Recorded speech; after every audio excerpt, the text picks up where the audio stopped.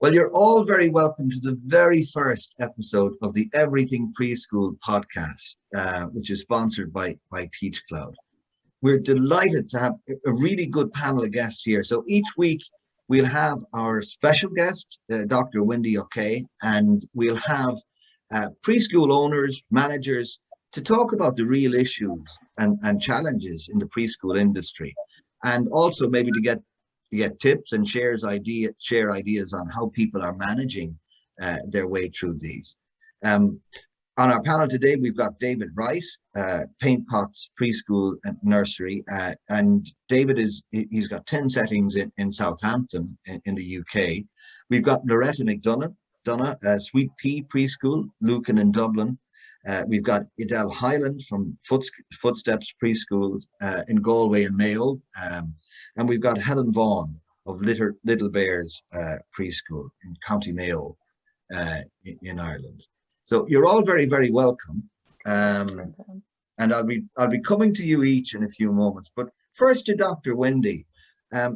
We're going to delve into a different aspect of preschool management for each episode of our podcast series. But to kick things off, we'll look at the heavy burden really that administration is putting on preschool teachers and managers, Dr. Wendy. And the last 2 decades have seen, a huge increase in paperwork duties, really. I think everybody here will agree with that. And it must be leaving some of our teachers and our management teams questioning, why did they get into childcare to begin with? Can you talk to us about that? The extra paperwork, is it leading to burnout? Are we losing good people in the industry? And what can we do about that?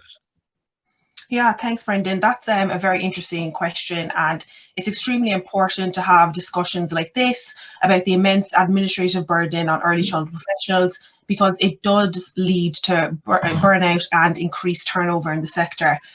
There was one research study I was reading recently that showed up to 30% of novice teachers are leaving the profession within 5 years, and they're leaving and they're not coming back.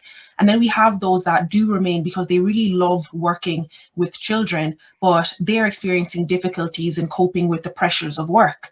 We know that preschool owners are under huge amounts of stress, which can impact their well-being, manifesting through exhaustion, even sleep disturbances and physical health problems. And I think one of the main reasons for this was linked to burnout. And why do teachers actually get burned out? Well, there's a variety of reasons, but one of the leading causes is a lack of support and incredibly high expectations when it comes to documentation and administration. So in countries like Ireland and the UK, a preschool setting can be inspected by over 500 different standards, all across different domains: educational, safety, and regulatory. And during my PhD in early childhood education, I interviewed and surveyed teachers, and one of my publications was called Choose Your Words Wisely: Descriptions of a Professional Early Childhood Practitioner. And what was really interesting is that when describing a quality practitioner, many of the descriptions focused on interpersonal characteristics. So words such as love, creativity, enthusiasm, fun, and dedication took precedence in their descriptions of a professional teacher. They noted that teachers should have a love of working with children, a deep interest in working with children, but should also be qualified. And just by talking to these teachers that use Teach Cloud and during my research to manage their paperwork, they tell me that at the root, we need to start by hiring practitioners who are responsive and can provide enriching learning experiences for children, rather than focusing on developing like amazing paperwork or being obsessed with ticking boxes for inspections.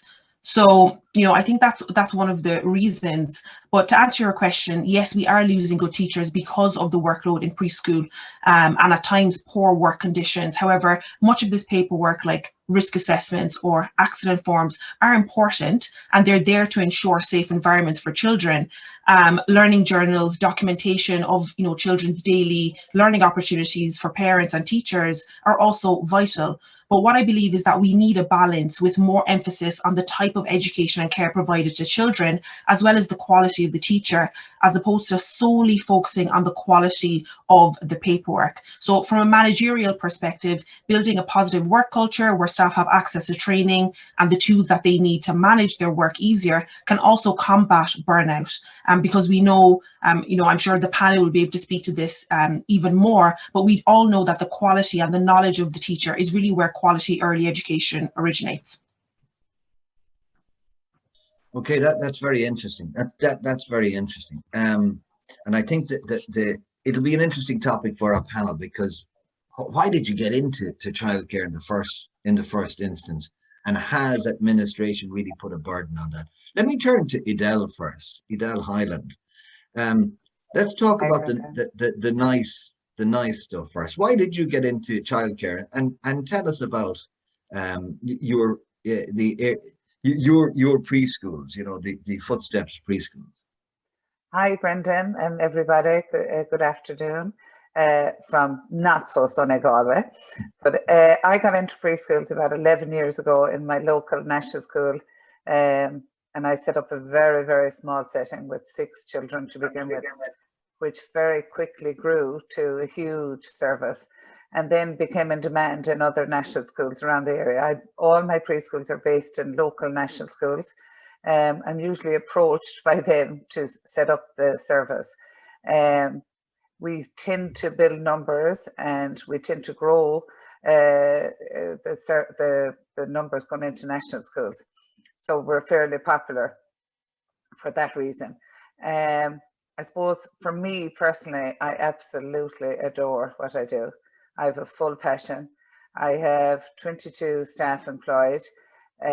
Every one of them, I always say to them, the most important thing for me is that they absolutely love what they do, that they treat those children like there's nothing else born, anything else I can cover. Because I believe if we treat those children like they're the most important thing that was ever made, each one of them with their own individual and unique needs, we will provide an amazing service.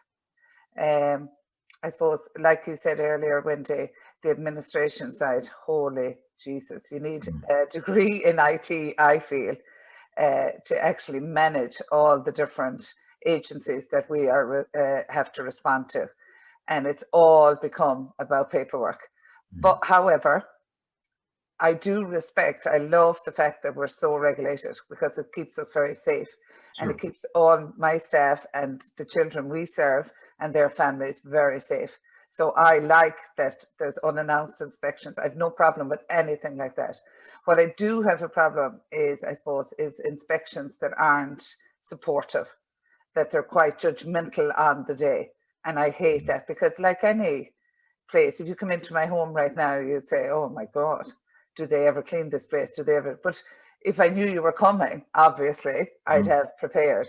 Yeah. But I also say this is real life with small children, with young children, with children their early years. Some days just everything goes amazing. But one little child with an additional need, one little child that's sick, one little child that's tired, one little child that can throw your whole dynamic. And you were actually judged on that in those 3 hours, in how you manage it and how you, but it's all, that part I find hard. And I also find it's quite intimidating, and the staff become intimidated by people coming in to inspect us and see us. But I reassure them, continue as you always do every day, and I can stand over that. And the day that we're not doing it right, there is no such thing. Once you treat that child with utter care and love as if they were your own, then you're fine. I can stand over anything else. That's my honest opinion, Brendan. It's still the most important aspect of it. And totally. Yeah, for sure. And let's go to the UK now, David. We're as mentioned in this podcast series, we're going to have a nice mix and flavor between UK and Ireland. So it's good to have the two perspectives as well. In beautiful Southampton, David, is where you have your preschools located. Tell us about those preschools and how you got into the business first. Okay, well, thank you very much for having me, Brendan. absolutely agree with everything that both Wendy and Adele have said so far. And it's great to compare and contrast what happens in one country to another, one system to another. But I think, as Wendy said at the start, we can all agree that overburdening everybody with admin is not what we're here for. And it's about that passion and compassion for the children. That's what draws us all in. As has already been said, that's what we're here for, to make a difference in lives. My wife started our company many years ago. I think it's our 28th, 29th year, and it started in our home. So I had a former life in IT, and about 18 years ago, I was a Johnny-come-lately and joined my wife in doing what we're doing. People say we are unique in that we haven't killed each other. We work together, we live together, and we still do this. And so we've been doing that for 18 years together. And it is making the difference in lives that draws us to it, that keeps us going every day. And Southampton is a very diverse city, like many.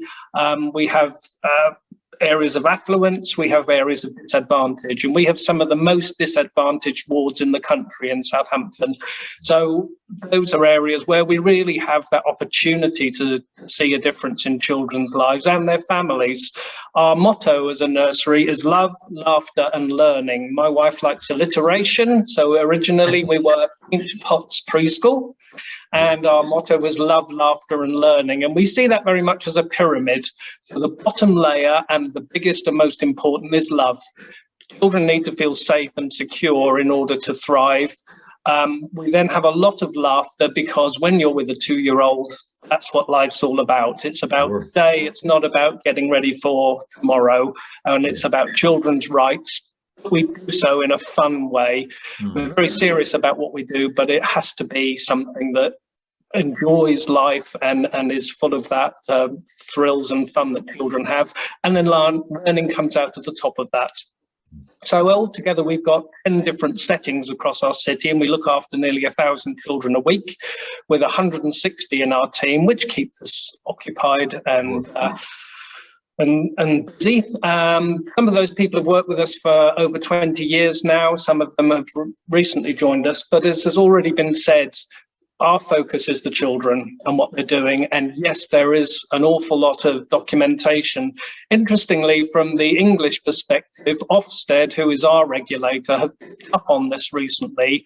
Particularly, our framework is the early years foundation stage, and that goes on into the first year in school. So it covers children aged 0 to 5. And they have noted that people are taken away from the children to do journals, to do assessments, to record children's development. And they are looking for us to come back and spend that quality time with the children. And it's going to be interesting going forward from September, when we are inspected under this new framework, the revised framework, how that's going to work. Because it's all fine until it's not fine. And I think, as was said earlier, that notion of professional judgment depends on who wins that on the day. So, we've always relied on paperwork to sort of be the evidence of what we're doing with children, but if it's based on a professional discussion, it has to be at a peer level, that has to be collegiate, i.e. we're both supporting each other in this, rather than what has sometimes happened is a combative discussion, more of an argument about whether you are providing quality education or not.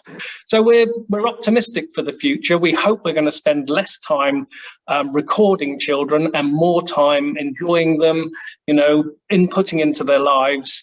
And when we come to inspections, let's see how that works. Yeah, brilliant. Thanks, David. I'll get back to you on a few issues as well, but let's talk to Helen now. So Helen Vaughan, and I go from beautiful Southampton to beautiful Westport. Same questions for you. Tell us, how did you get into preschools first? Well, when I left, I was brought up in England, and I wanted to go into childcare, but I kind of fell into the hospitality sector. So I did that for a number of years. And then I had my children, and then there was a job going on, the FOS course, the community employment scheme. And I started in a preschool, and as soon as I walked in there, I knew that that's what I wanted to do. That was my calling, and I was like, yeah, this is wonderful. Yeah. So I worked in there for about 10 years, and so I started from the bottom, where I had to clean the floors, clean the community centre, do the rest of it, and I worked my way up to being the manager. And then my children were going to schools, going to college, so I decided I was going to go and get the degree as well. So I went to came up to Mayo to do the early years degree. So I got that under my belt, and then there was a preschool coming up in a national school close by, and they wanted somebody to bring the numbers into the preschool because it was a small place. So I started there. So mine's very small setting. I've got 18 children at the moment. I've got 2 members of staff working with me. So I've experienced more different levels, from like the bottom to the top, you know. And I absolutely adore it. And I always remember a manager saying to me, "I'm so sad. I've lost time with the children." And I find that happening with me now. I'm kind of going, I'm so busy with so many different admin duties and everything else to go on, and that child wants to play, and I'm kind of like, oh, I'm in and out. It's just, so I want to get back down to the fact that I can get on the floor and play with the children, and not have millions of policies and everything going through my head. And with regards to the regulations, I just feel in Ireland anyway, we have TUSLA, Pobble, Department of Education, all coming to inspect us, all with different agendas. So we have to fit into different boxes. And it would be great if we could get one regulatory body, which I think they're after at some point. And that would make it a lot easier as well. But yeah, the policies and procedures, there's a huge amount of work. We have to be an expert in childcare, bookkeeping, security, human resources, everything. Yeah. And that, you know, that feeling that you're missing out on being with the children, and you know, the reason that you had your calling in the first place has to be frustrating in that line, for sure. Yeah. Okay, let's go to Loretta McDonough. Loretta, you're based up in Lucan with Sweet Pea Preschool. And again, the same questions for you. You know, what motivated you to get in, and do you feel admin is taking over a little bit now? I think, well, first of all, I'm over 30 years in the sector now, and I started like David in a home-based, started a preschool in my house and worked on from then. And in the 90s, women were starting to go back into work, and all of a sudden, especially in Ireland, they were faced with who's going to have my children, because it was always a woman's, still marginally so now. And then people just knocked on my door, "Please, can you have this child? Will you take them tomorrow?" And it just escalated. So I opened a daycare centre for 15 years. And very different to now.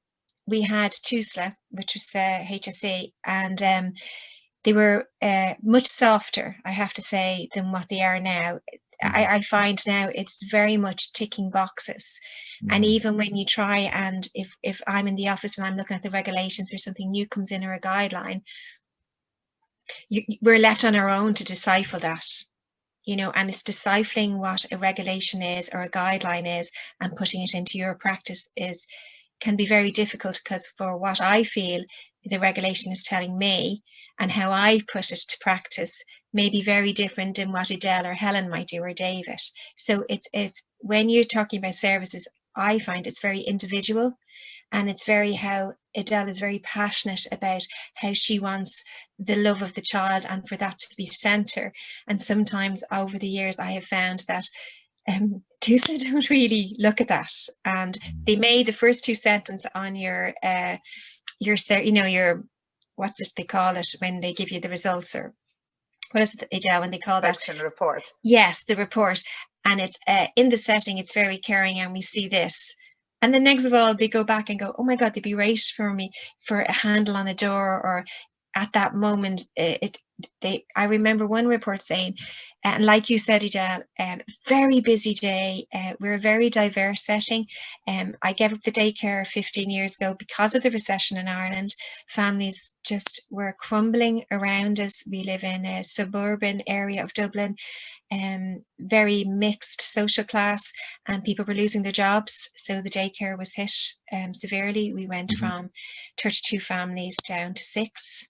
And but the saved our service, because the preschool came in and the government were paying for so those children that were in daycare and the parents had to give up work were able to continue in an environment that was education and learning, unlike before, you know, where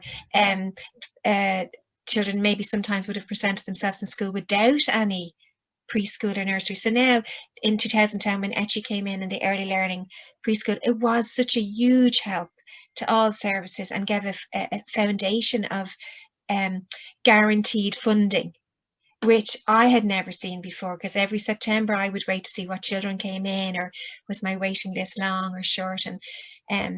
And that's still, Brendan, that's still the case today. And I know, and I agree with Edel, I welcome all the regulations. I welcome the guidelines. We've just finished COVID and we're coming into a new term, and I welcome all them. What I have a problem with, Wendy, you were saying with the administration and professionalism, and I work as a placement officer in DCU, and new students and new graduates coming in, it's the wording around we use for professionals that we all have to start. You know, we love, we care, we're competent, but we're much more than that. And I think as a profession, we're very unique. And David was saying about the love and the laughter and the joy that we bring children is so important, because it's the age group. But we have to still remember that we're professionals. And there is a lot, Wendy, I feel still now, because I would be in a lot of different situations. And sometimes it comes from parents, sometimes it comes from our own profession. We're our worst enemy for not saying how great we are, and this early intervention we do, and this early building structure, and this beautiful foundation we give these young children. And we're not great, Wendy, at saying how well we are and how good of a profession we are, and how Helen going back to do her degree after years of working as in huge practice and huge experience, that having to go back to get a degree to get that recognition. And I'm sure Edel, you had to do it, and I had to do it, and I'm still doing it. You know, I don't know what it's like in England, and I know other countries, you have to have, I know in Greenland, you have to have a degree to work in childcare, and you have to have a degree to do early preschool.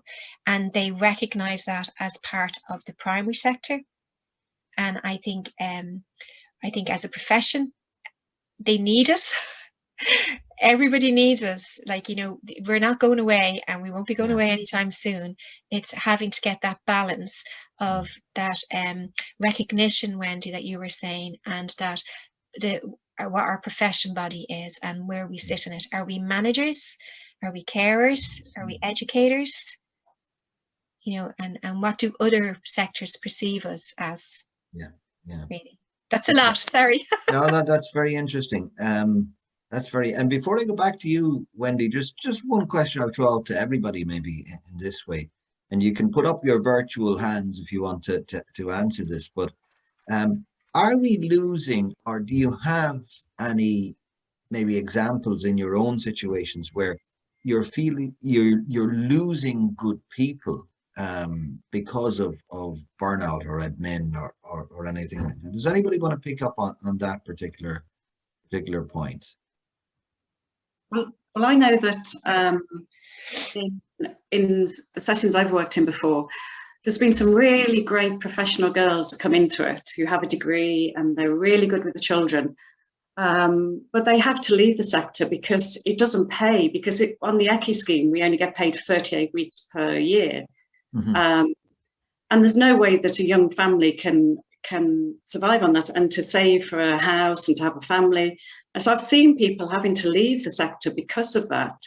And it's really sad, because they really should be in that industry, but they're just not getting the money for it. So they have to leave it. Yeah.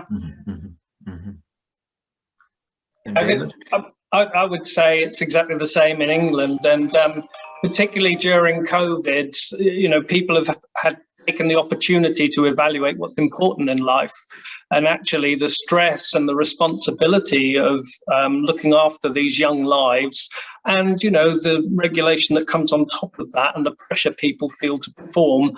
They look around at the alternatives in other sectors and say, do you know what, I could get more in a supermarket stacking shelves than I could with looking after these very precious children. And we find it very hard to retain people and to recruit people. And particularly qualified staff now. In England, we have to have 50% more or less of our team qualified. That's only to a level 3, and to get which is A-level equivalent, but to get somebody with a degree and to pay them is really difficult with the amount of funding we get from the government, for sure. Sure. And do you find, David, that it's the extra regulation that's adding to their stress then? I think sometimes that was the last straw on top of everything else. Okay. It's a stressful job, and if you're doing it properly, we're dealing with people. We're dealing with little people, but a lot of them, and we have the pressure from parents as well. But as I say, I think it's just that extra burden on top of all of that day-to-day stuff. Sure. Idel, do you want to pick up on that point? I totally agree with Helen, David and Loretta, and it's so lovely to speak with fellow providers. I also, I suppose, the reason I took this opportunity, Brendan, when you invited me on, is because we, as providers, are very isolated, I feel. And we don't get to discuss things with one another, because usually we're all in our own private bubble, trying to run our sectors every day, and very busy sectors. And like David was saying, you want people with the degree because they're highly qualified and they can bring a new level of early learning to our whole practices. However, it's hard to pay them, and we need to pay our staff much better than they're being paid. Now, we have a twist, David, here. It's like a temporary wage subsidy scheme, which has made my service this year, where we're supported by the government since COVID, and it has allowed me to give staff better pay, more time off, less hours, give a little bit of bonus that I could never, ever hope to do on a regular year. But it has made a huge difference to me. And therefore, they don't mind going the extra mile for me, because I have such a high standard in my service. And I'd be extremely concerned if I don't have that. Now, I loved listening to Helen and Loretta and talking about their start, because like that, I started small, but I am a national school teacher originally, and it would have paid me better to nearly stay in that, because I'd have paid holidays paid, whereas the childcare sector is very badly paid. And like Helen and Loretta were saying, it's just 38-week model, which is horrendous. It's 52 weeks in the year. So unless you have a daycare where these staff can go to work, or unless they're older in life where they're married or maybe set up, the younger people don't seem to want to stay in the sector because it's not paid well enough, or if there's no real big future for them in it. Because if they only work the morning, the ECHE session, that's only like 20 hours a week, but that pay wouldn't pay a mortgage, or they couldn't live off it, as Helen and David and Loretta said. So that's our predicament in our service. And I'm attracting probably a lot of middle-aged mothers who do the job because it suits them, because they can work their lifestyle of their own children around our service. But sometimes you'd say, oh, I'd love someone young and energetic and just qualified, coming with all the brand new ideas to teach us old fogies how it's done now, or is there a better way of doing it, or is there a newer way? And the messy play and the risky play, bring back all the good stuff in a safe way. But it's hard to hold on to them, as David said, and you tend to go with the older person because they've more of a chance of staying with you, and they've done the mile with you. And I have some amazing staff that are with me since the beginning. I've actually have no one really that left, thankfully, yet. Maybe after listening to this they might, because they'll say she's not saying anything about us. But I mean, without them, I'm nothing. If they can't carry the flag and do the ethos of footsteps, well then, but I expect an awful lot from them. Now I try to give back as much as I possibly can, Brendan, but But it is so important, isn't it? Just to attract good people and to be able yes, to hold on to good people. Yeah, yeah. for sure. Loretta, do you have any thoughts on that particular issue? Yeah, because I've been in it like the last 30 years, I had staff that were with me 15 and 20 years. And then same with you, Edel, came with me. We were all like-minded. We had our children, or we were in the process of with our children, and the daycare, there would have been very few younger girls. And then I got into a program, it was an enterprise program, where there was young girls leaving school at 18, didn't know what to do. Then years back, you didn't need to even have a level 3, David, to be able to work in daycare. And these young girls used to come with me maybe for 6 months after they're leaving cert or high school, and would stay with us and kind of learn little practical, you know, they loved being with children. There was older women there. We used to have the chats, very, very relaxed. And it was a really pleasure to have the families and the children. It was very relaxed. And then they'd go off and decide what they wanted to do. We were not allowed to do that anymore. And I find that encouraging younger say 18, 19-year-olds that want to test the waters. This year we have a program that we sign in students into our group, and they're from colleges. So they come in and do the placement with us. I'm sure the girls do the same. Yes. And they're brilliant, and they're doing their degree, and they come in first year to 4 years, and they come in and they do maybe 12 weeks or maybe 2 days a week for 12 weeks, or some colleges do 4 days a week for 10 weeks. And they are like that, Edel, they're a piece of fresh air, and they come in and they're bursting with energy, or else they're a bit overwhelmed and going, oh my God, did you have to sit with the children all day, and do we have to do this? And then they're learning about theory, and they're learning about curriculum and planning. So they're learning this in college first, and then they're coming in and they're going, so when will I go off and do my curriculum? Or when will I go off and do my ashter? And we'd be going, oh, you're doing it. You know, you don't have to write about it, you're doing it. So I think the younger generation, a lot of them have told me they're not staying in the sector. They're going to be primary school teachers because there's no money. And it's all about money when you're 19 and 20. And I don't blame them. I've lost 3 really, really good staff in the last 5 years because they were going for a mortgage. And when they went for the mortgage, they were 10 weeks not working. So they had to go, and like you said, David, they all went into retail because they're getting a better money, or not even sometimes better money, it'd be more hours. So that would be my experience, Brendan. Yeah. It's an issue that has to be addressed in some kind of a way, isn't it, for the future? There's no doubt about that. Dr. Windy, let me go back to you again as a sum up on everything we've heard. I mean, this is typical of why this sector is so lovely, because you're talking to people who are basically getting into a